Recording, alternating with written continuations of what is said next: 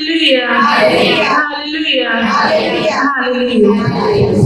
पेत्राचे दुसरे पत्र 3:17-18.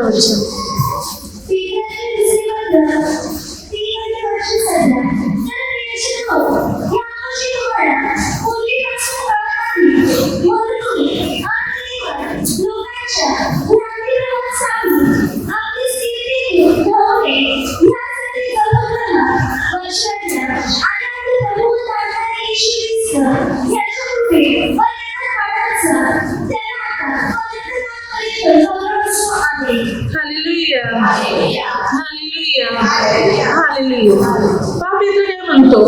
पेत्र म्हणतो की तुम्ही या जगाच्या गोष्टी अनितीमध्ये, भ्रांती प्रवाहात तुम्ही सापडू नका, लोकांच्या संगतीमध्ये तुम्ही सापडू नका, तर तुम्ही देवाच्या कृपेत व देवाच्या ज्ञानात वाढत जा. बायबल सांगते आपल्याला कशामध्ये वाढायला सांगते? देवाच्या ज्ञानात आणि देवाच्या कृपेत आपल्याला वाढायचंय. वाढायचं म्हणजे काय? आता आपण मोठे झालेले आहोत, आता थोडी उंची वाढणार आहे, तर उंची संबंधाने बायबल सांगत नाही आपल्याला. आपल्याला बायबल शिकवते परमेश्वराच्या ज्ञानात वाढणे, शिकवणीत वाढणे, म्हणजे देवाची शिकवण अधिकाने घेणे किंवा देवाचे ज्ञान जास्त प्रमाणात घेणे. या बाबतीत बायबल सांगते की तुम्ही लोकांच्या सहवासात, लोकांच्या शिकवणीत, भ्रांती प्रवाहात तुम्ही सापडू नका, तर तुम्ही देवाच्या ज्ञानात आणि देवाच्या कृपेत वाढत जा. जास्तीत जास्त आपल्याला प्रभूमध्ये वाढायचंय. या जगात पापात, नाशात नव्हे, तर प्रभूमध्ये. जेव्हा आपण प्रभूमध्ये वाढत जातील तेव्हा प्रभूचं ज्ञान अधिकाधिक आपण प्राप्त करत जातील, प्रभूची शिकवण आपण अधिकाधिक प्राप्त करत जातील, आणि मग प्रभूची वचने आपल्या ध्यानीमनी अगदी आपल्या जीवनामध्ये पूर्ण रीतीने साठविली जातील. मला बायबल सांगते तुम्ही प्रभूच्या ज्ञानात, कृपेत अधिकाने वाढत जा.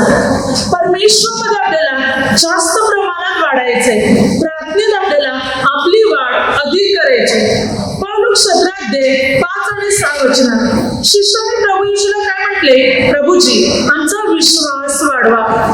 शिष्य स्वतःवर प्रभू येशूला म्हणत आहे आम्हाला वाढायचं विश्वासामध्ये, आमचा विश्वास वाढवा. तेव्हा प्रभू येशूने म्हटले तुमच्यामध्ये मोहरीच्या दाण्या एवढा जरी विश्वास असेल आणि तुम्ही या तुतीच्या झाडाला मुलासकट समुद्रात लाविले जा असे तुम्ही सांगता, ती तुमचे ऐकेल.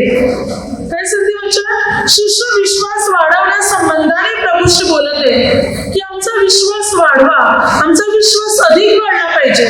प्रभू म्हणतो मोहरीच्या दाण्या एवढा विश्वास. विश्वास म्हणजे मजबूत विश्वास. मोहरीचा दाणा जसं म्हणजे राईचा दाणा, जो सर्व दाण्यामध्ये अगदी लहानसा दाणा असतो, परंतु बायबल सांगते की त्या दाण्यासारखा म्हणजे मजबूत विश्वास. आपला विश्वास एक दृढ विश्वास पाहिजे. वचन सांगते की जर तुम्ही झाडाला जरी म्हटलं की उघड आणि समुद्रात टाकला जा, तर ते झाडही आपलं ऐकेल, आपोआप उगते आणि समुद्रात टाकलं जाईल, समुद्रात लावलं जाईल. बघा एखादं रोपटं, छोटंसं रोपटं जरी आपण उपटले तरी त्याची मुलं तुटतात, ते संपूर्ण मुलांचं उठून येत नाही. हे तर मोठं झाड आहे, तुतीचं झाड, एखाद्या आंब्याच्या, चिंचेच्या झाडासारखं आहे. बायबल सांगते तू त्या झाडाला म्हटलं उकट, आपोआप ते उठते, हातपाय लावायची गरज नाही. जोपर्यंत त्या झाडाची मुले पसरलेली आहे, खोलवर घेतलेली आहे, त्या संपूर्ण भागातून ते झाड आपोआप उपटून निघेल.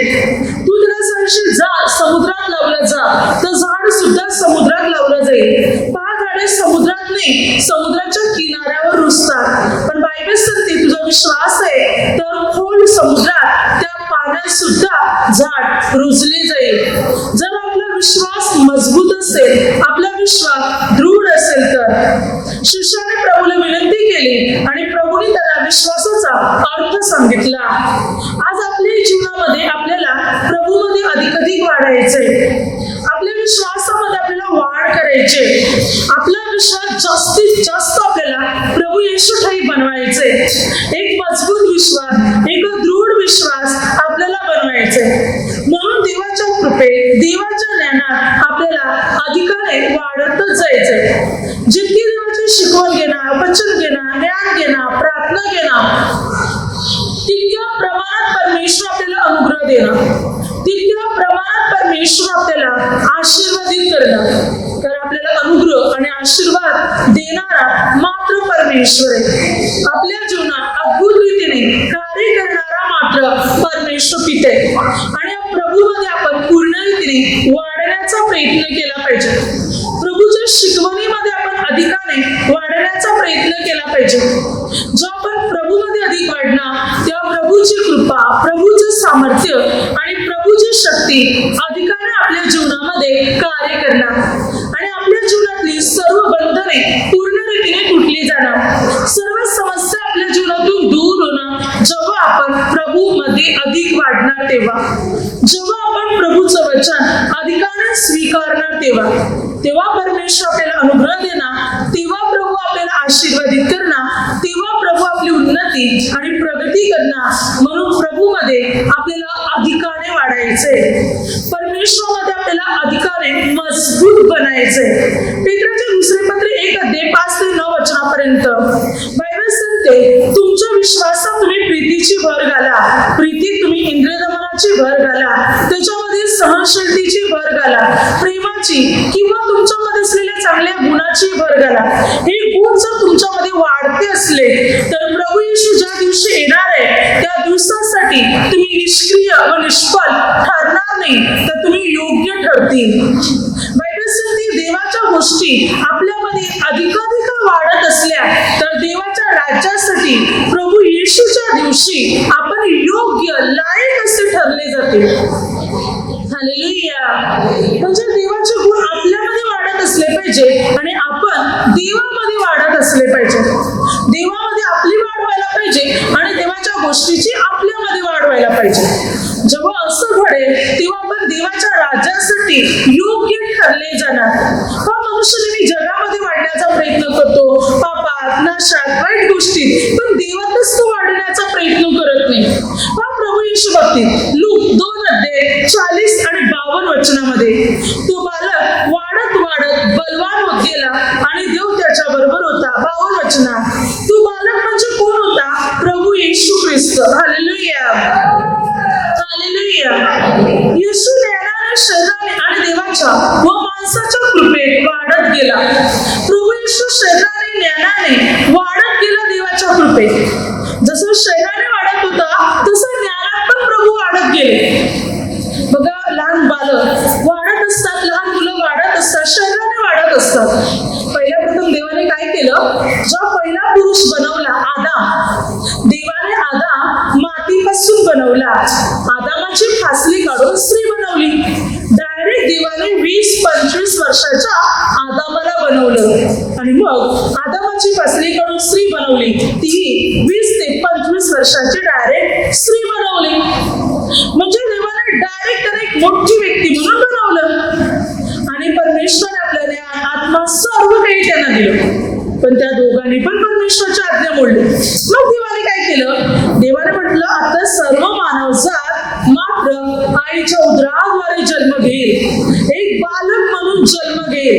म्हणजे लहानपणापासून जसं ते बाल शरीराने वाढत जाईल तसं ते बाल देवाच्या कृपेत, देवाच्या ज्ञानात वाढत जाईल. म्हणून परमेश्वराने या सृष्टीची निर्मिती केल्यानंतर मनुष्याला जन्म देताना एका आईच्या उदराद्वारे पाठवलं, लहान बालकाला पाठवलं आणि मग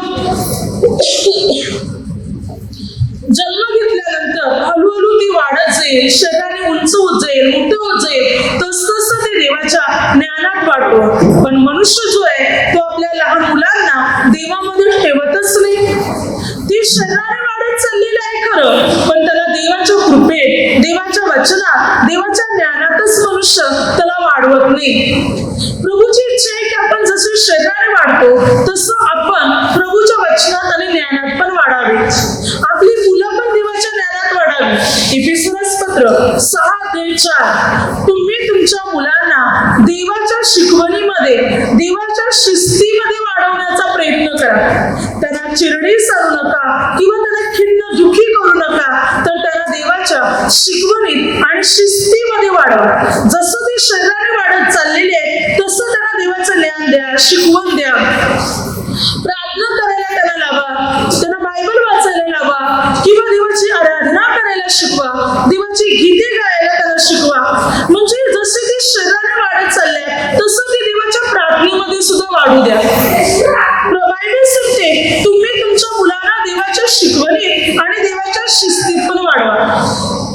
म्हणजे त्याने प्रार्थनेत पण वाढले पाहिजे, वचनात पण वाढले पाहिजे, शिकवणीमध्ये सुद्धा ते वाढले पाहिजे. म्हणजे देहाबरोबर ते देवाच्या शिकवणीत वाढले पाहिजे.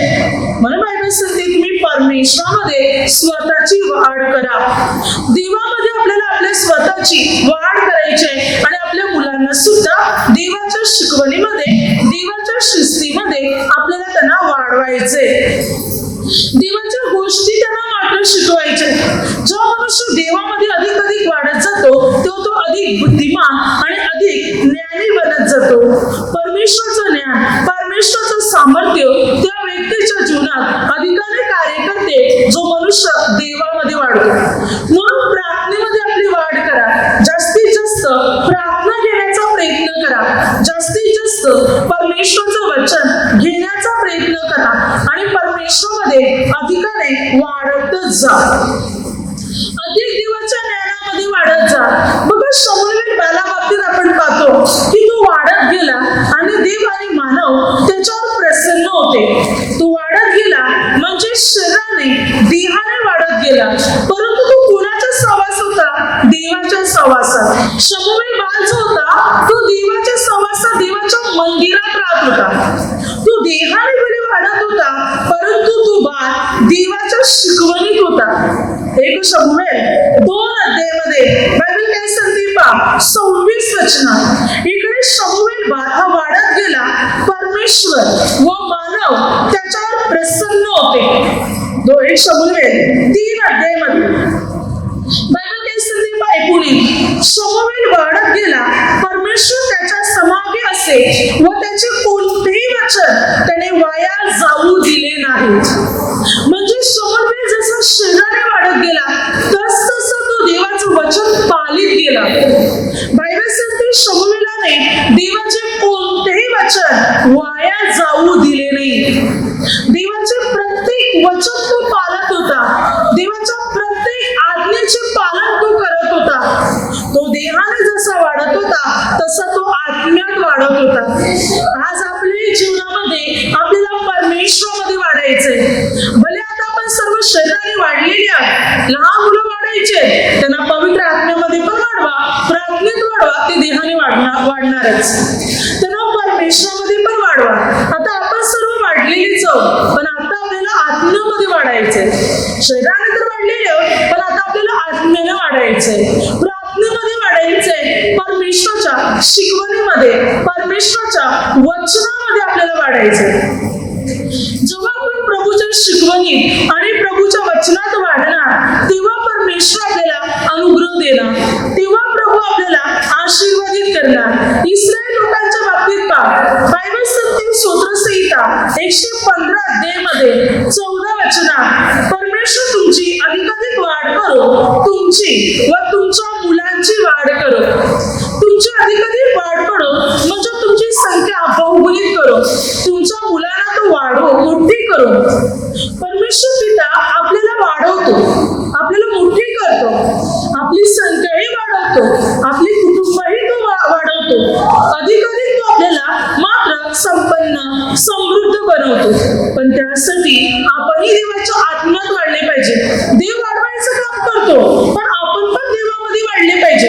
बघा, जेव्हा इस्रायल लोकांना देवाने मिस्र देशातून बाहेर काढले तेव्हा परमेश्वर त्यांना काय आशीर्वाद दिला? देव पित्याने त्याला जो आशीर्वाद दिला होता, अनुवाद 1:11, परमेश्वर तुम्हाला शास्त्रपाठ वाढवो आणि तुम्हाला परमेश्वर आशीर्वाद देऊ. ज्यावेळी इस्रायल लोक मिस्र देशात होते, निर्गम 1:12 वचनात, तेव्हा फारो राजाने इस्रायल लोकांचा छळ केला, त्यांना नष्ट करण्याचा प्रयत्न केला.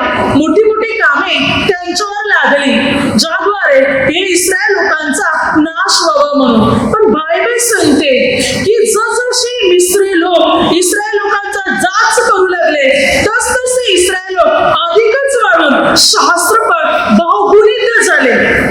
देव त्यांना वाढवतच गेला, ते जास्त वाढत गेले, जास्त लोकसंख्येने बनले गेले, अधिक लोक बनले गेले. आता देव आपल्याला वाढवतो, देहाने, कुटुंबाने, अनेक गोष्टीने वाढवतो. मग आपलं पण काहीतरी कर्तव्य आहे की नाही, की देवाच्या आत्म्यात आता आपण वाढले पाहिजे. देव आपल्याला वाढवतोच, आपल्याला शरीराने पण वाढवतो, कुटुंबात पण वाढवतो, धंद्यामध्ये वाढवतो, गोष्टीत तो आपल्याला वाढवतो. मग आपण कधी त्याच्यात वाढणार? त्याच्या वचनात, प्रार्थनेत, ज्ञानात, शिकवणीत आपण कधी वाढणार? देव आपल्याला वाढवतो, देव आपल्याला मजबूत करतो, देव आपल्याला सामर्थ्यवान बनवतो, देव आपल्याला शक्तिशाली बनवतो. फक्त आपल्याला देवाच्या सहवासात वाढायचं, आपल्याला सर्वांना देवाच्या शिकवणीमध्ये वाढायचं, वचनात वाढवायचंय. बाकी सर्व गोष्टी वाढविणारा मात्र परमेश्वर आहे. तू बाकी सर्व गोष्टी करतो आणि आपल्याला अनुग्रह देतो, आशीर्वादित करतो. पुढे वचन सांगते कलिकरास पहिले पत्र 3 अध्यायामध्ये वचन काय सांगते पहा 6 वचनापासून. मी लाविले, अपुल्लोसने पाणी घातले, पण देव वाढवीत गेला. म्हणून लावणारा काही नाही आणि पाणी घालणारही काही नाही, तर वाढविणारा देव हाच काय तो आहे. 6 ते 7 काय सांगते वचन? संत पौल म्हणतो की मी लाविले झाड, म्हणजे मी तुम्हाला लाविले, अपुल्लोसने पाणी घातला, पण तुम्हाला वाढवणारा कोण आहे? परमेश्वर. तर लावणारा, पाणी घालणारा कोणी नाही, तर वाढवणारा तो सर्वश्रेष्ठ. आपल्याला वाढवतो परमेश्वर, पण कसं? जेव्हा आपण त्याच्या शिकवणीत चालतो, जेव्हा आपण त्याच्या वचनात चालतो, त्याच्या ज्ञानात चालतो, तेव्हा तो आपल्याला वाढवतो, मजबूत करत जातो. जर आपण त्याच्यामध्ये स्थिर राहिले तरच वाढून बहुगुणित होतील, तरच आपण आशीर्वादित होतील.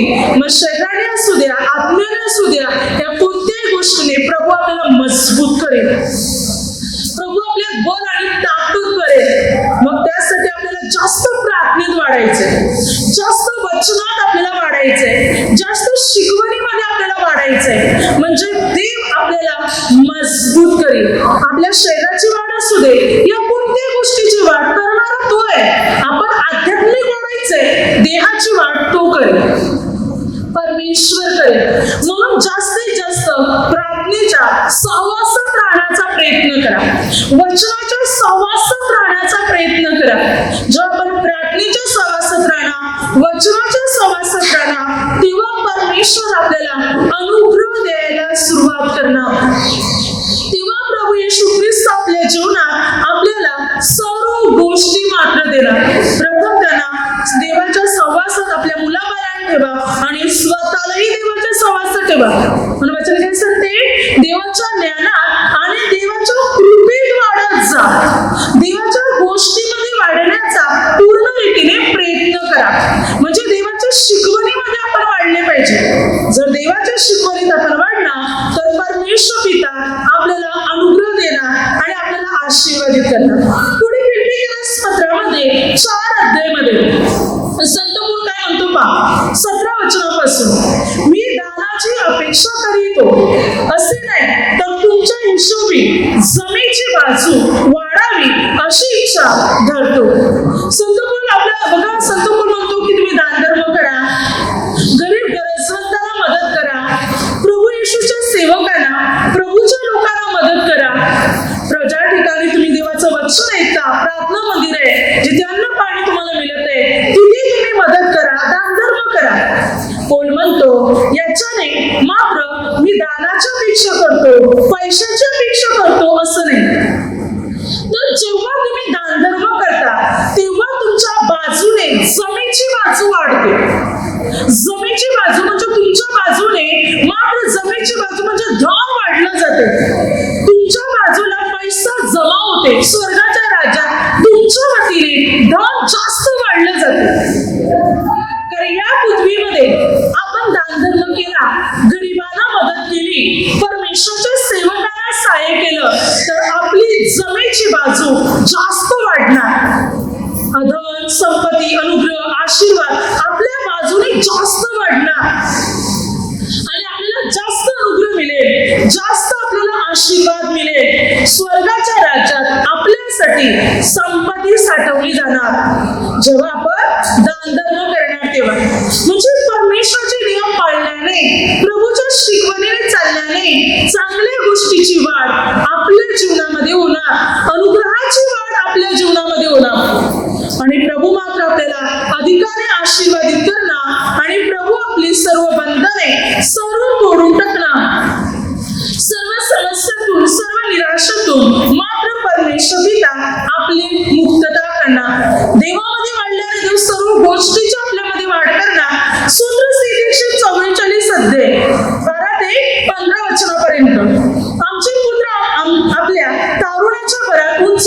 वाढलेल्या रोपासारखे असावे.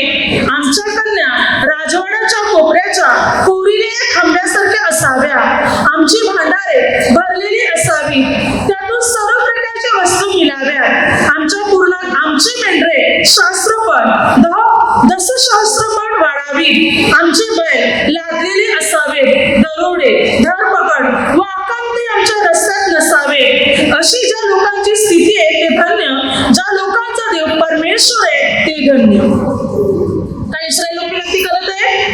आमचे पुत्र अगदी मात्र उंच वाढलेल्या रोपासारखे असावे. आमच्या कन्या राजवाड्याच्या कोपऱ्याच्या कोरिलेल्या खांब्यासारख्या उंच असाव्या. आमची मुलं वाढलेली असावी. आमच्या मुली वाढलेल्या असाव्या. त्यांची उंची असावी, आमच्या मुलांची पण आणि आमच्या मुलीची पण उंची असावी. आमची भांडारे भरलेली असावी. आमचे गुरे ढोरे षड्रे मेंढरे सहस्त्रपट दशसहस्त्रपट हजारो पट वाढलेले असावे. आमच्या मार्गात दुःख संकट नसावे. अशी ज्या लोकांची स्थिती ते धन्य, अशा लोकांबरोबर परमेश्वर आहे ते लोक धन्य. म्हणजे ज्या लोकांबरोबर परमेश्वर आहे त्यांची वाढच होणार. शरीराने पण, धनाने पण, अनुग्रहाने पण, सर्व गोष्टीने ती व्यक्ती वाढत जाणार. देव त्या व्यक्तीला वाढतच नेणार. देव त्या व्यक्तीला मात्र समृद्ध संपन्न बनवतच राहणार. देव त्या व्यक्तीला थोर श्रेष्ठ बनवतच राहणार. पण त्यासाठी आपल्याला आध्यात्मिक गोष्टीत वाढायचंय. देवाच्या वचनामध्ये आपल्याला वाढायचंय. ज्ञानात कृपेत आपल्याला वाढायचंय. प्रार्थनेत वाढायचंय. म्हणजे बाकीचे जे इतर गोष्टी आहेत त्याच्यात देव वाढ करेल, त्याच्यात देव मजबूती करेल. आपण प्रभूमध्ये वाढणार, अनुग्रह तेवढा वाढत जाणार. आपण प्रार्थनेत जास्त वाढले, देवाची कृपा जास्त आपल्याला वाढत जाणार. जो मनुष्य जास्त प्रार्थनेत वाढतो, वचनात वाढतो, देवाच्या शिकवणीत वाढतो, देवाच्या ज्ञानात वाढतो, आत्म्यामध्ये वाढतो, देव त्याला अधिक आशीर्वादित करतो. देव त्याच्या जीवनामध्ये अनुग्रहाची वाढ करतो. देव त्याच्या जीवनात सामर्थ्याची वाढ करतो. म्हणून बायबल सांगते की प्रभूच्या शिक्षणात वाढा, प्रभूच्या प्रार्थनेमध्ये वाढा. हे गुण वाढतेच पाहिजे आपल्यामध्ये. दया करणे, प्रेम करणे, क्षमा करणे, गुण वाढते असले पाहिजे आपल्यामध्ये. देवाच्या गोष्टी आपल्यामध्ये वाढतच असल्या पाहिजे. अधिकाने आपण त्या आपल्यामध्ये तयार केल्या पाहिजे.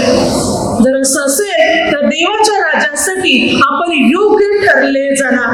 ज्या व्यक्ती दया, प्रेम, क्षमा, शांती, प्रार्थना, वचन जास्त वाढत आहे, ती व्यक्ती जास्त देवाच्या गोष्टी जास्त घेत आहे, ती व्यक्ती जास्त परमेश्वराच्या जवळ येणार. परमेश्वर त्या व्यक्तीला जास्तीत जास्त अनुग्रहाने भरणार, जास्तीत जास्त आशीर्वादाने भरणार. म्हणून जास्त आपली वाढ करा. वचनात, प्रार्थनेत, आध्यात्मिक गोष्टी. जगात, संगतीत, पापात, नाशात नाही, तर देवाच्या वचनात वाढ करा, प्रार्थनेत वाढ करा. परमेश्वर सर्व गोष्टी आपल्याला वाढून दे. परमेश्वर सर्व गोष्टी आपल्याला